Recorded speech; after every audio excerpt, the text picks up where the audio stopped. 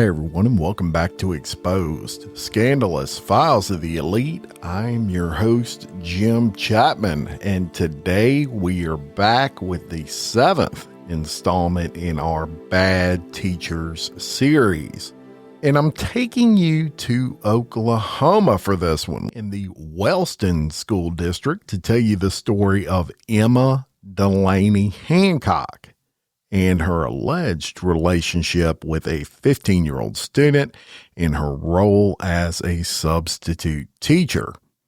So Emma Hancock, she was 26 years old when these allegations I'm about to tell you about surfaced. And originally, when these allegations came out, the investigation was being led by the Oklahoma State Bureau of Investigation and not the local police.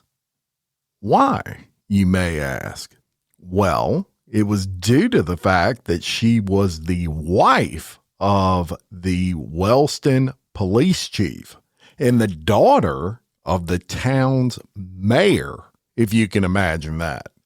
Obviously, a major conflict of interest there, so the state's investigative unit took over the case.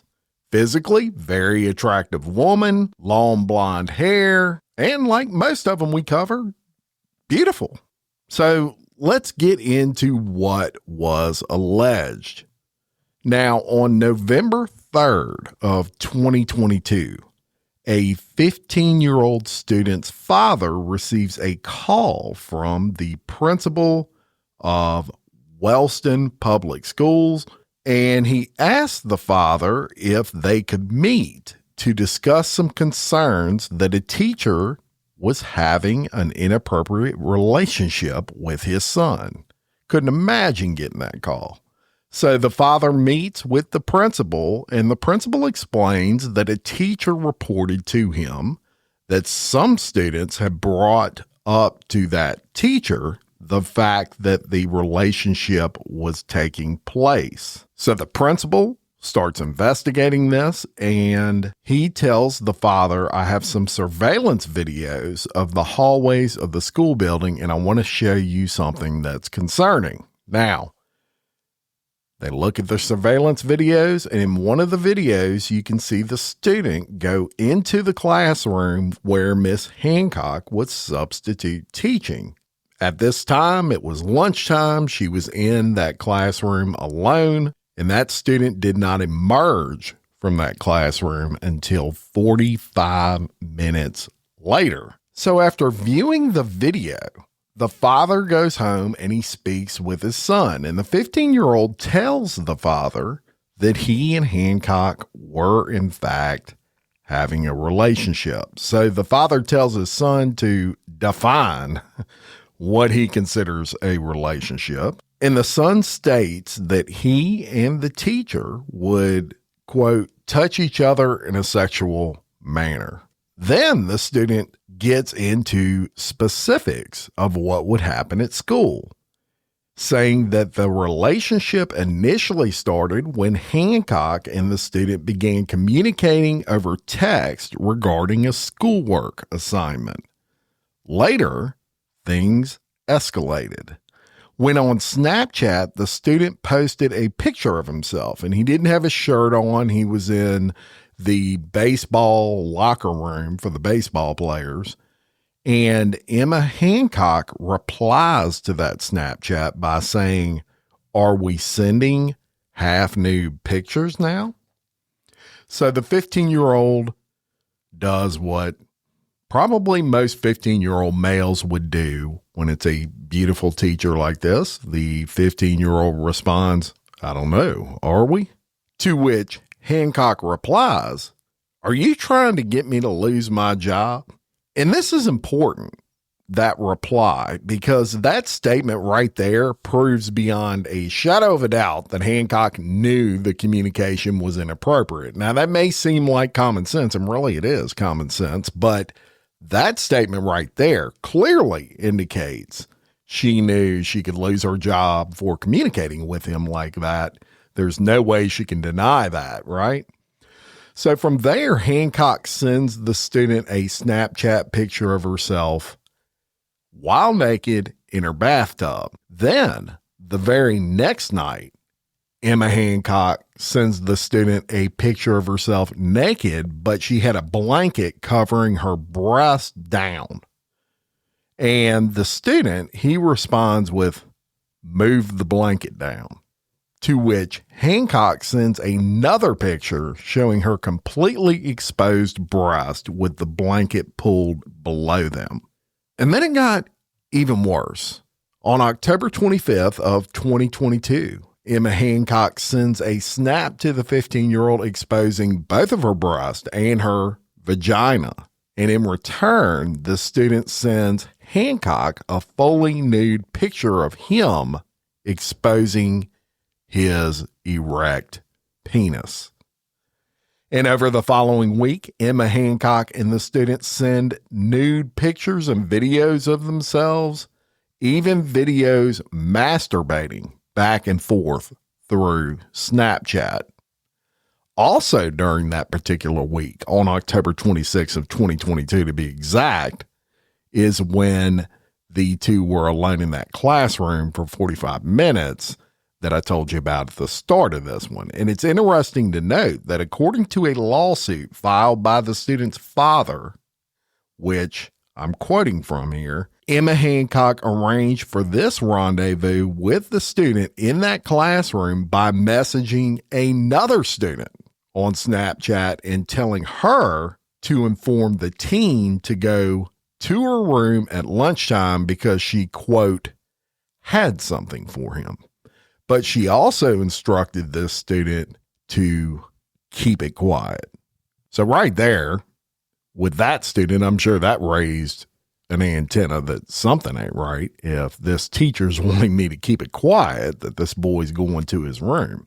Now, when this all came out, it was discovered that in that classroom, the student and the teacher engaged in various sex acts, although it doesn't go into detail in the lawsuit as to what those sex acts were. Now, when they were finished, the teacher told the teen he had to swear to secrecy regarding this encounter. And it's important to note that a 15-year-old in the state of Oklahoma cannot consent to sexual contact with an adult. And even if, under that circumstance, the law said they could, because in some states you can consent at 15, Oklahoma is one of the states where the law stipulates that regardless of your age, a student can't consent to sex with a teacher. So even if he was 17, even if he was 18, if he's in high school and she's teaching him, he can't consent to sex under Oklahoma law.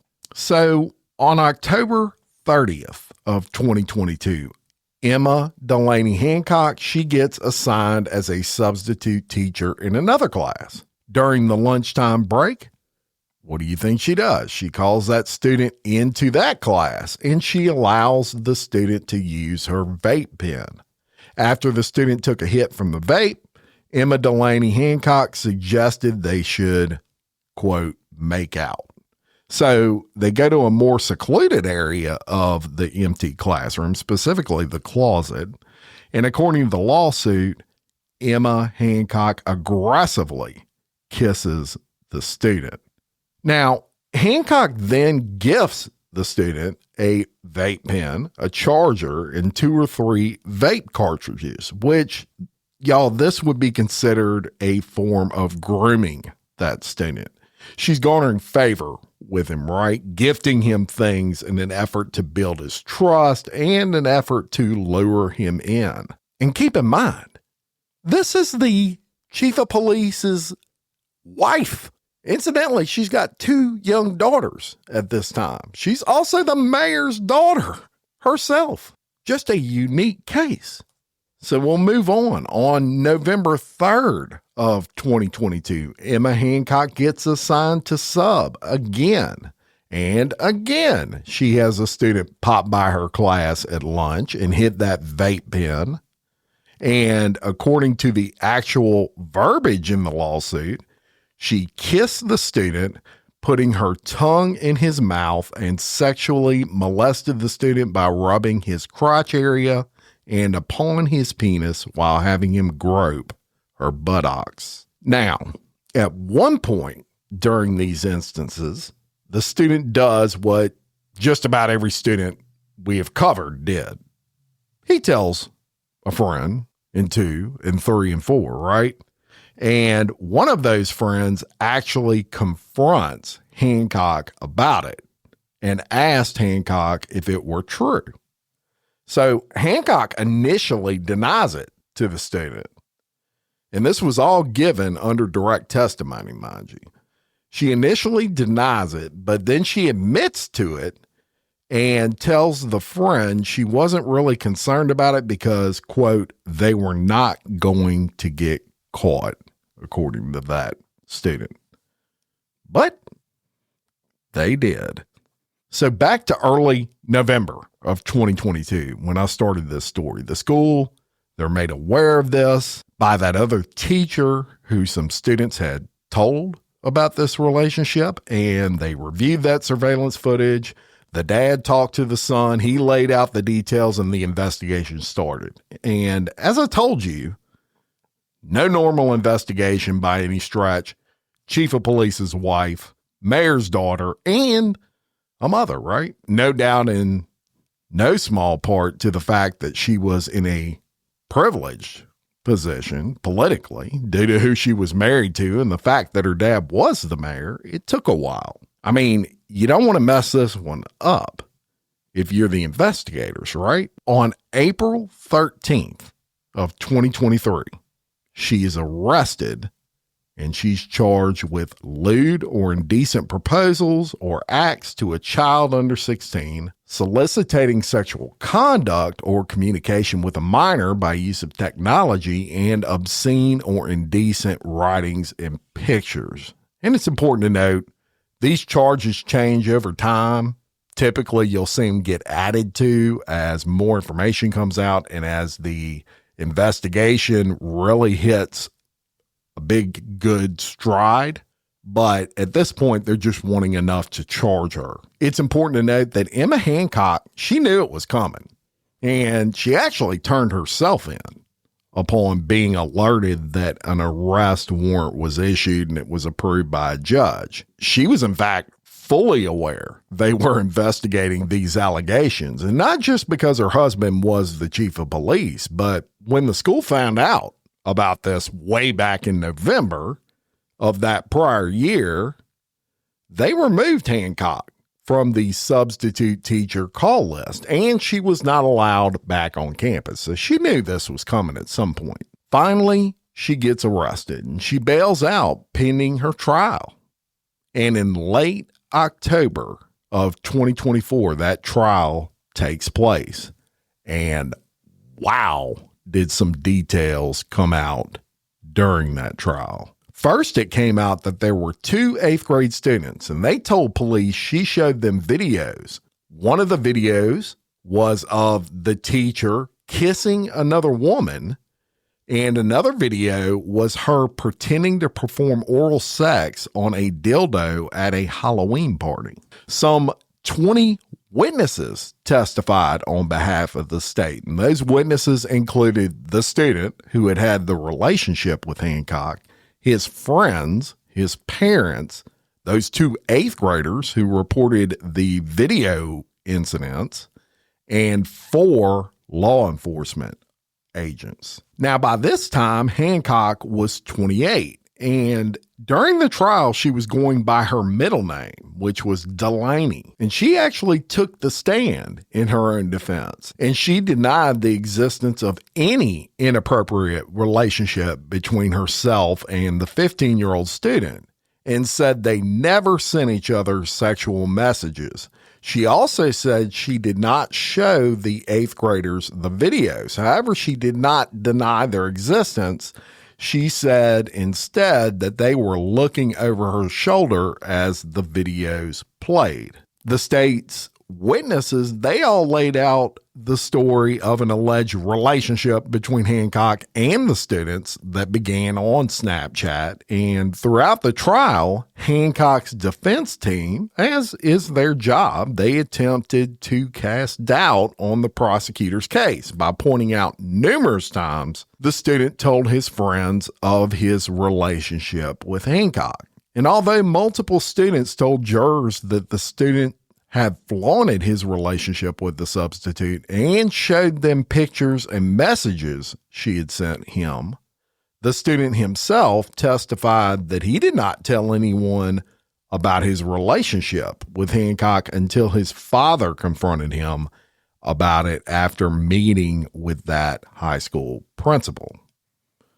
So that's kind of an issue, because all these kids are coming out saying they saw videos and this student was bragging about it, but he gets on the stand and says, I didn't tell anybody about it until my dad asked me about it.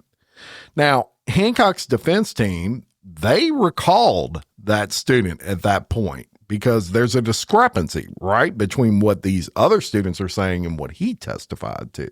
And he just stuck to his story. So despite the conflicting statements, there was still a relationship there. The students were saying it and he was saying it. It was just he was denying showing them anything. And he could have been embarrassed or something like that and didn't want to say it. I don't know. But throughout his testimony, he was very quiet and he did appear nervous. Occasionally, he would look in Hancock's direction while being questioned by attorneys. Now, his story was that he gave Hancock his phone number in the fall semester of 2022 so she could send him information about an assignment. Shortly thereafter, he said they became friends on Snapchat and began sending each other messages that were not sexual in nature. Eventually, the student said he sent that shirtless picture I told you about, and the attorney asked why he decided to send that photo. And the student replied, really, honestly, I couldn't tell you why.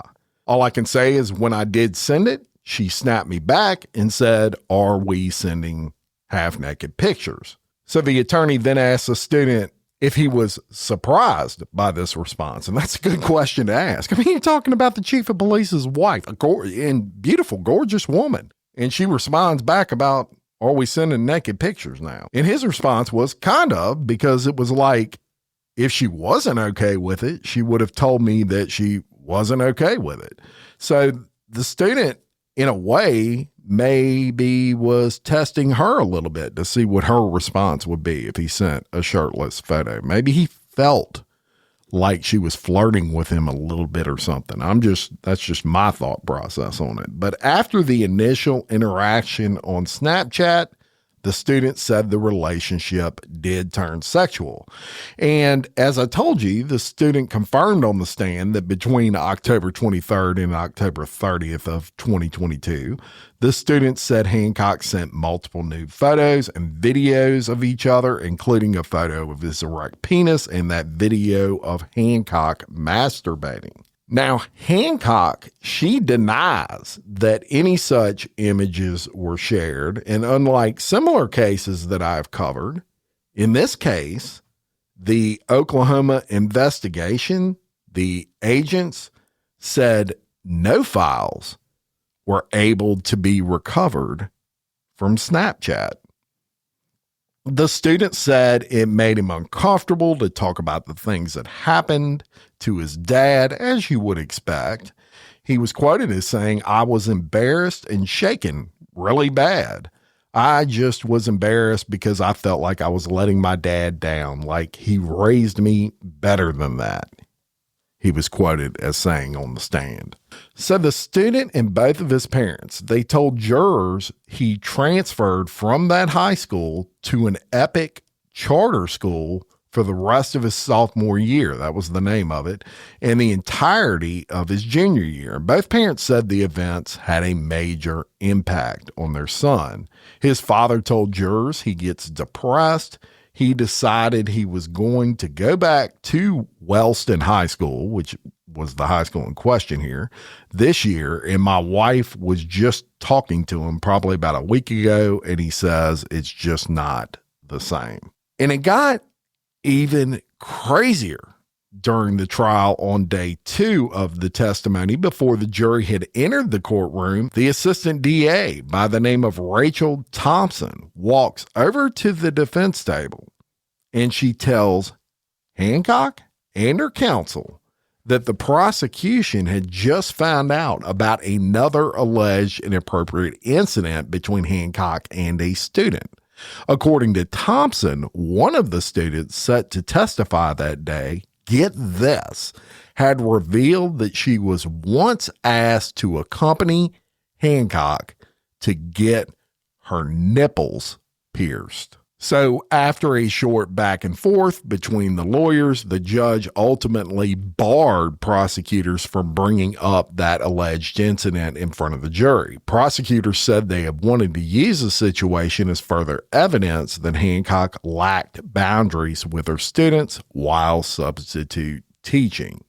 But the judge seemed to agree with the defense attorneys, who argued that the incident was outside the scope of the case, and that it should have been brought up earlier if prosecutors wanted to present the allegation. On day 2, the prosecutors also called 7 of the students' friends to testify. 7 of them all said they saw this 15-year-old student and Hancock exchange Snapchat messages, and a few said they saw pictures Hancock had sent him. One witness said he saw a message Hancock sent saying she wanted to dress up, meaning Hancock, as a stripper for the student on Halloween. Oklahoma investigative agents, they testified that they were able to confirm the existence of multiple messages between the student and an account with the name Delaney, but were unable to gain the content of those messages. Jason Holisek, an investigator with the DA's office, he testified about his experience asking Snapchat to preserve relevant data and eventually sending a search warrant to the company. Holisek said he attempted twice to recover the content from Snapchat servers, but due to the app's default design to automatically delete open snaps from the server, he was unable to recover any snaps from either of the students' accounts or Hancock's. Now, that allowed the defense to cast a little bit of doubt on whether the content being sent was explicitly sexual. He pointed out that even though the jury had heard about the naked photos and videos Hancock allegedly sent, there was no physical evidence that the communications included any content pointing to an inappropriate relationship. Now, the last 2 witnesses to testify were the 2 8th-grade females who I told you Hancock showed those inappropriate videos to, allegedly. One testified that, quote, I remember we were sitting in the classroom and she was our substitute teacher, and we were in the kitchen area of the classroom and she started laughing at her phone. We asked her what was funny, and Hancock showed us a video from a Halloween party, and it was a video of her pulling a girl's pants down and sucking on a fake penis. Wow. Jurors heard from 4 witnesses called by the defense, including a friend of Hancock's who attended the Halloween party, Hancock's father, and her husband. So the mayor and the chief of police. Quote, she looked me dead in the eyes and said, there's nothing on her phone. I mean, I believe that there's nothing there. This was her husband's quote to jurors. She's my wife. I believe her. I'm on her side. Hancock herself, as I told you, she took the stand and she said, the only explanation I have is he was using a vape pen, which I was in the wrong for. And the story has got blown up into something it wasn't. So the only thing Hancock is admitting to at this time was that she let him hit her vape pen, basically. And that's what she told the principal he was in her classroom for for 45 minutes that day. On cross-examination, Assistant DA Kelly Trimble pressed Hancock on her claim that all of the witnesses against her were lying. Remember, they had like 7 of his friends. They had all these other people. And Hancock responded, "I feel like there were a couple of inappropriate instances, but I don't think that defines who I am as a person or a teacher." The trial ended up lasting 3 days. 24 witnesses were called in this trial. And so after 3 days of testimony and 24 witnesses, the jury convenes and they come back and they find her guilty of 1 count related to sexual messages she sent the 15-year-old and another count for showing the 8th graders videos of herself kissing another woman and pretending to perform oral sex on someone at that Halloween party. However, she was acquitted of 3 other counts, 2 of which were lewd or indecent acts to a child under 16, and 1 of which was soliciting sexual conduct or communication with a minor by use of technology. So the jury recommended a 6-year sentence, and Delaney Hancock, she gets her sentencing date set for December 18th of 2024. So on that date, Hancock gets sentenced, and she's sentenced to 6 years in prison, 3 for each charge. But she will only have to serve 4 years behind bars if she adheres to the sentence, good time, etc. And she will have to register as a sex offender upon her release. Now, it's important to note, Hancock never admitted to anything she was convicted of. As a matter of fact, she maintains her innocence and she says this student is lying. The only thing she admitted to was allowing him to hit that vape pen that day. And personally, in my opinion, while I definitely believe there was likely some inappropriateness going on here, 45 minutes alone in a classroom with a student, I think it was more than a vape pen going on there. I do concur with the jury's findings that there was a huge lack of physical evidence here. I mean, they didn't have one text or one message. They know they were messaging back and forth, but they don't have the contents of those messages. What did they entail? What were they? Doesn't mean it didn't happen, but you know, in this country, you need proof of a crime or a absolute ton of circumstantial evidence. And I just didn't see it personally in this one. Doesn't mean she's innocent, but there's a ton of lack of evidence here. Now, what about that chief of police husband? Well, as far as I can tell, he's still standing behind his wife and he believes her side of it. And they are still together, according to everything I've been able to find. But what a crazy story. The mayor's daughter and the chief of police wife arrested for this foolishness. And that is going to wrap up this episode of Bad Teachers. Check out the Patreon. Going to post some files on this one, some pictures of the people we discussed today on this episode. And if you would like to become a celebrity on our Patreon and support the show, check us out at patreon.com/exposed podcast files.